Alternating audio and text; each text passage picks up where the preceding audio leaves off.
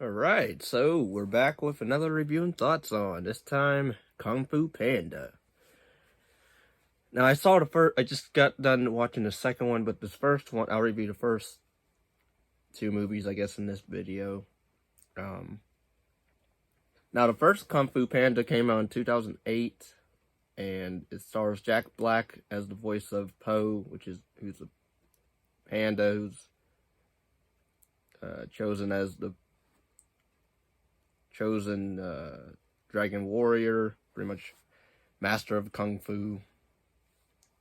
And pretty much the movie's set in a fantasy genre version of ancient China, populated by anthropomorphic animals.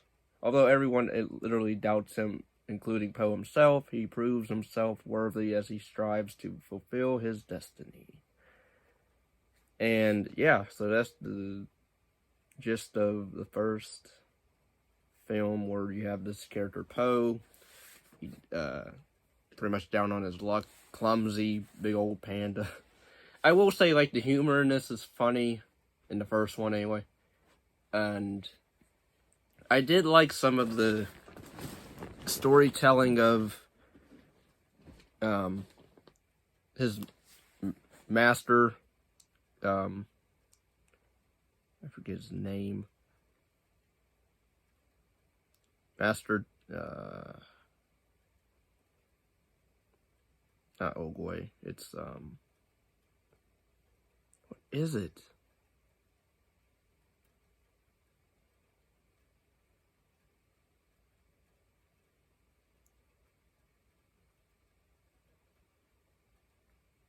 Okay, anyway. Sorry about that pause. Anyway, he has a headmaster, sensei, and pretty much I like the idea of the sensei. He had a student back in the day that he trained, was one of his very first student, or his very first student, turned evil.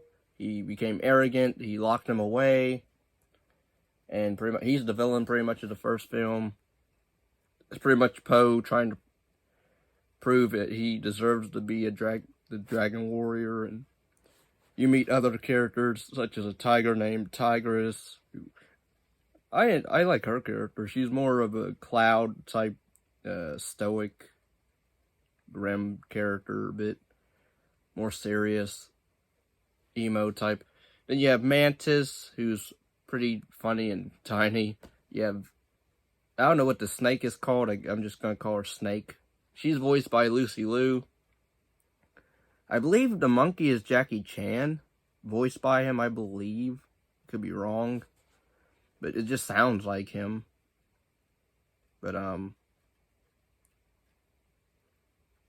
yeah, you have that. But I like the villain in the first film, where I like, even the fight scenes in the first film is pretty cool. Some good slow-mo, some good animation. Well done animation, fight scenes. I love the camera work in some scenes. I will say, it's a pretty enjoyable first film anyway for starting off the franchise. I would say, like, a lot of people seem to like the first one more than any other of the other. Like, they like the other ones, but it's more of they stick with the first one, it seems.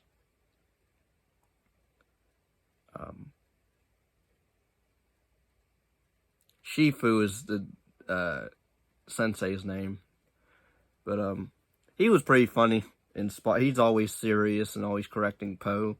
At first, he doesn't like Poe, and so he tries to make Poe quit being part of the team. And then by the end, they're, best buds. You have Tai Long, an evil kung fu warrior who's escaped from prison, and pretty much he wants the dragon scroll. And there's a thing with that by the end, which is funny. Or not even by the end. And even when he, like, Poe, they show the secret scroll to Poe, and then, yeah, that whole scenario is funny with Shifu. I like the backstory of Shifu and Tai Long. I wouldn't mind like well, never mind. But anyway, yeah, I like the first film. All right, it's pretty good. Now the second film, which the second film's directed by Jennifer Ya Nilsson. Pretty much everybody comes back from the first film, all the characters. I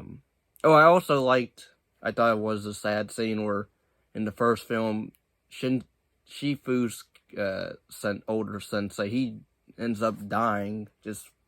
I like that scene. I thought it was pretty well animated and acted.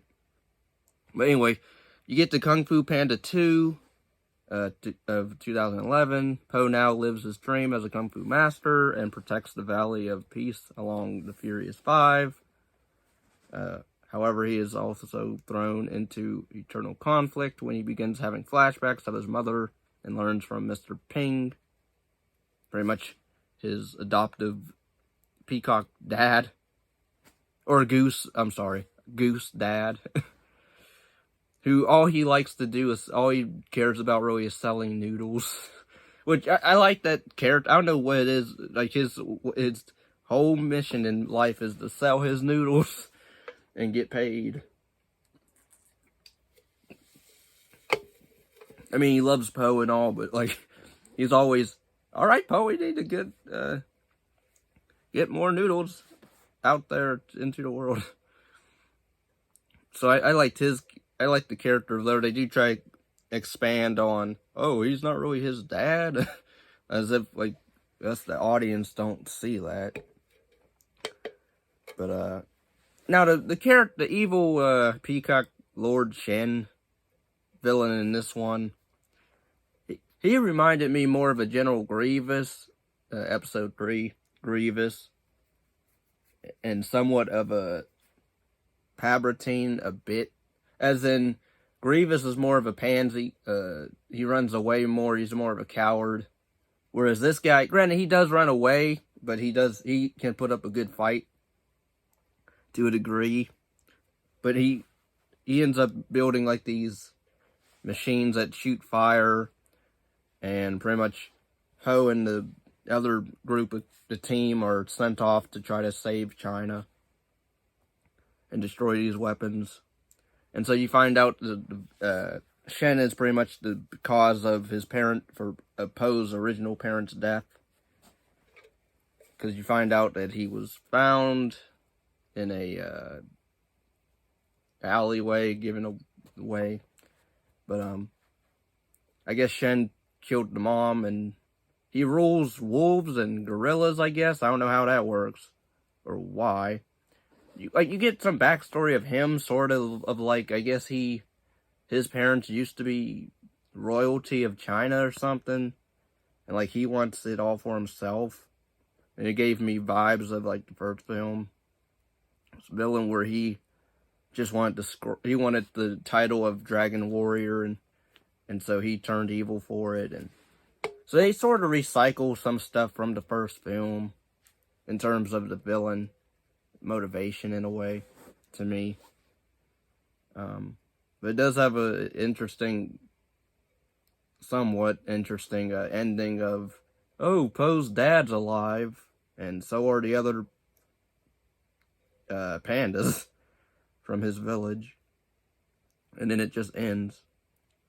But yeah, you do get some stuff with Tigress and Po as I guess they shorted, not really a romance, because she's a tiger and he's, but I guess they're just really good friends. I did like the hint of there's more to Tigress a bit. Could you think she's this hardcore, stern, serious, stoic character, but there's more to her underneath all that toughness.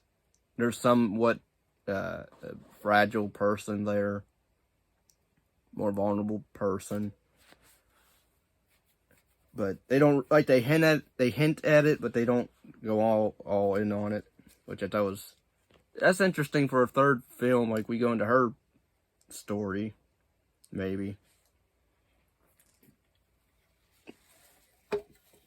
But yeah, I did like I guess, like, the story of Poe wanting to find out who he really is, or where he really comes from. It's been done before in other films, of course, but I mean, I didn't mind the film overall. I would say I would probably stick with the first film, because while I did like the humor in the first film as well, or in this film, in the second film. I don't know, like, the storyline of the first film seems more somewhat serious with I took the villain in that first one more serious than this villain in the second one. But again, the animation's really good. The voice acting's well done from everyone, mostly. So, yeah, I'm on to watch, I guess, the third film, because I guess there's 4 films total, because they just came out for 4th one, so third one's in 2016. But I would say if you're a fan of the first film, go for the second film for sure. If you like the humor and the characters, so go for it. It's edited pretty well. I can't really find anything wrong with it other than the villain's motivation. It's, again, recycled. But to me anyway. But yeah, overall, I would watch it again. I would watch it back to back with the first film. So yeah. Thanks for watching. Take care. Peace and love.